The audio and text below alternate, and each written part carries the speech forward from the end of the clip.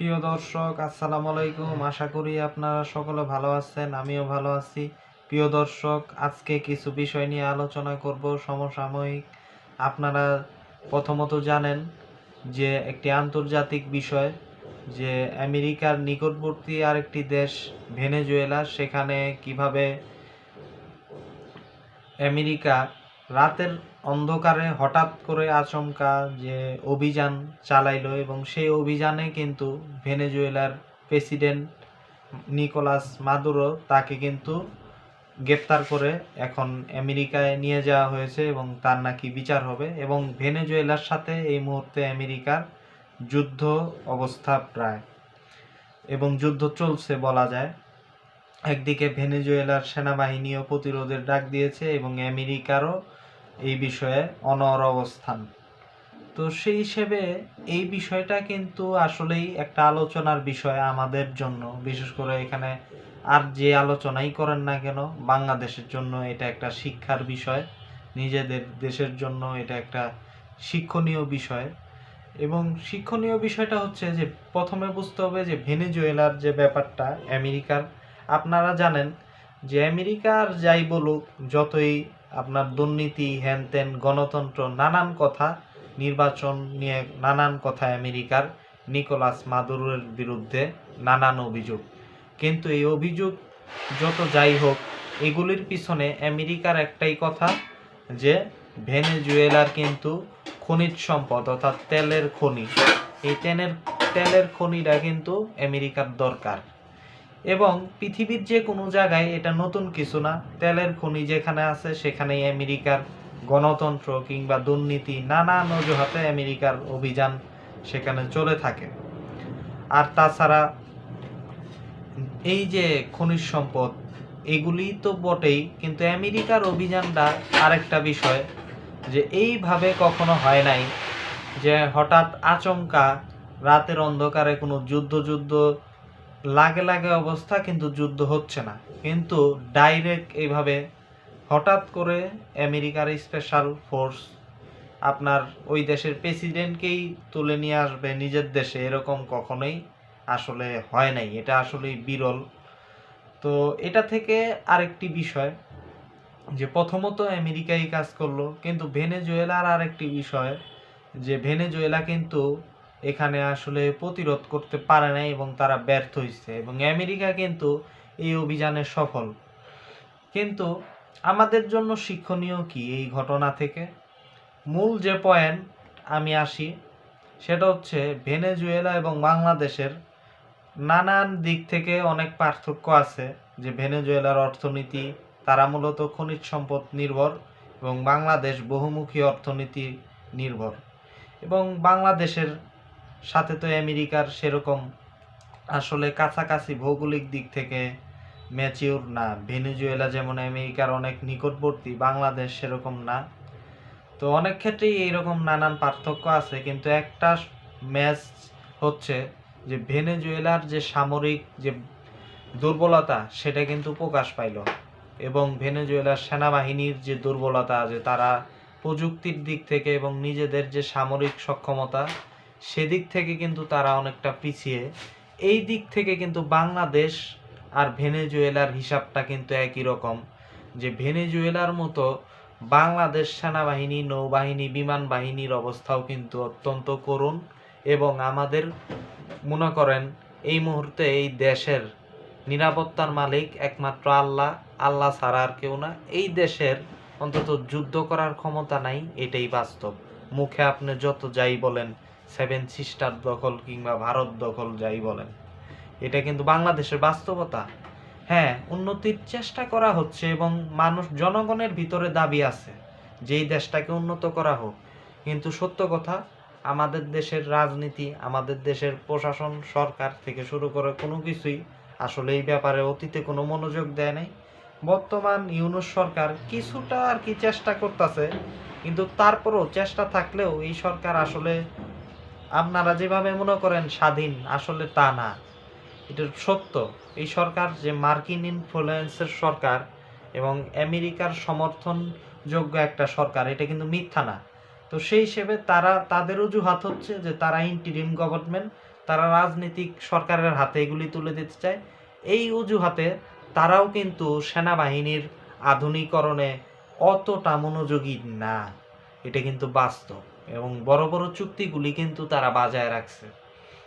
তো সেই হিসেবে আসলে বাংলাদেশের করুণ এক পরিস্থিতি কিন্তু সামনে আসতে পারে।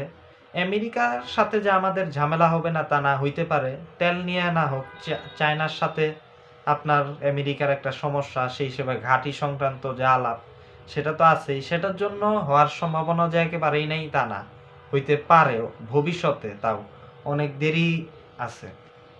কিন্তু আমেরিকা হোক বা না হোক, ভারতকে এই জায়গায় চিন্তা করেন, সেই হিসেবে একেবারে 90% সম্ভাবনা আছে ভারতের সাথে কিন্তু আমাদের একটা সমস্যা হওয়া, যেহেতু আমাদের রাজনীতি থেকে শুরু করে সব কিছুতে এই মুহূর্তে ভারত বিরোধী একটা উত্তাপ তো চলছেই।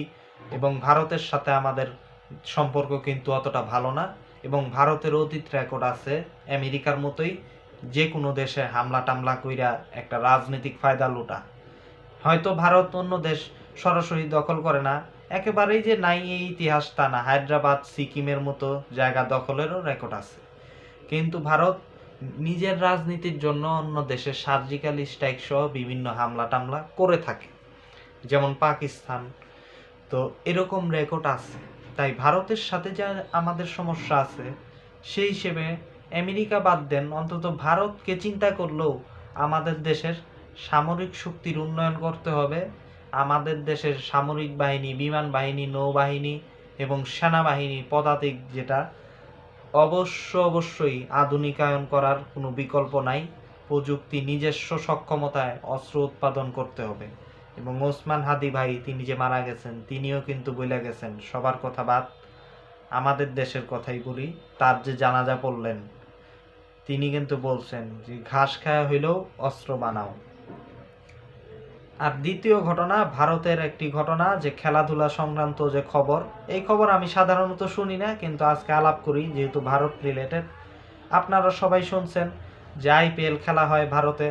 এই আইপিএল খেলায় মুস্তাফিজ ভাই, আমাদের ক্রিকেটার, সবাই চিনেন, তিনি খেলতে গেছেন ভারতে। এখন ভারতের উগ্রবাদীরা এক হিন্দু ইস্যুকে কেন্দ্র কইরা তাকে বাদ দিতে বলছে, এবং এইটাকে গুরুত্ব দিয়ে ভারতের ক্রিকেট বোর্ড, তারা কলকাতা রাইডার্স অর্থাৎ মুস্তাফিজ ভাই যে দলে খেলবেন সেই দলকে বলছে যে মুস্তাফিজ ভাইকে যাতে বাদ করে দেয়, ক্রিকেট বোর্ড থেকে আহ্বান জানানো হয়েছে।